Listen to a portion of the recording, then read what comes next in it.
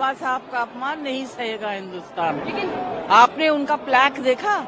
पहले गांधी जी यहाँ थे, पीछे कर दिया, बाबा साहब यहाँ थे, उनको पीछे कर दिया। तो ये तो बताता है कि इनकी मानसिकता कैसी है। जो देश के लीडर्स रहे हैं, जिन्होंने इस देश को आजादी दी, कॉन्स्टिट्यूशन दिया, उनको आपने पीछे कर दिया। हाँ? साफ तौर पर कह रहे हैं कि हमने भारत रत्न बाबा साहब को। अरे वो कुछ भी कहे, कर कुछ रहे हैं, बोल कुछ रहे हैं, कर कुछ रहे हैं, बोल कुछ रहे हैं, कर कुछ रहे हैं। अगर आपने गांधी जी और अम्बेडकर जी के स्टैचूज को यहाँ सामने से लेकर पीछे कर दिया तो ये आपकी मानसिकता है। और आपने उनका फ्लैग देखा? जाके फोटो लीजिए। उनके फ्लैग में लिखा हुआ है पिछड़े वर्गों के संरक्षक। ऐसा लिखना चाहिए।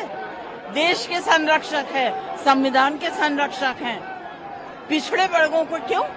सबके संरक्षण है। बीजेपी के कहने में और करने में फर्क है।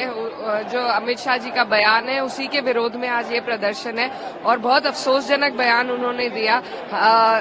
हमारे बाबा साहब ने सिर्फ पिछड़ों और दलितों के लिए नहीं बल्कि सभी के लिए अधिकारों की बात उन्होंने संविधान में की है और इस तरीके से अगर अपमानित किया जाएगा तो हिंदुस्तान बर्दाश्त नहीं करेगा। मैं समझती हूँ कि भारतीय जनता पार्टी वाले के लोगों को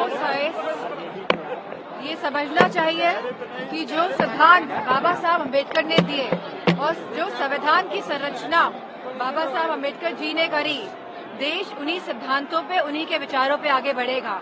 और जिस तरह से बाबा साहब का अपमान आज जब हम 75वीं संविधान दिवस मना रहे हैं, इस उपलक्ष्य में हुआ है, तो ये निंदनीय है। हम चाहते हैं कि भारतीय जनता पार्टी वाले इसके लिए माफी मांगे। समाजवादी सरकार में भारत रत्न मिला था, गलत कह रहे हैं वाजपेयी। बाबा साहब का अपमान करके कोई दिखावा स्वीकार नहीं, ये केवल काउंटर कर रहे हैं।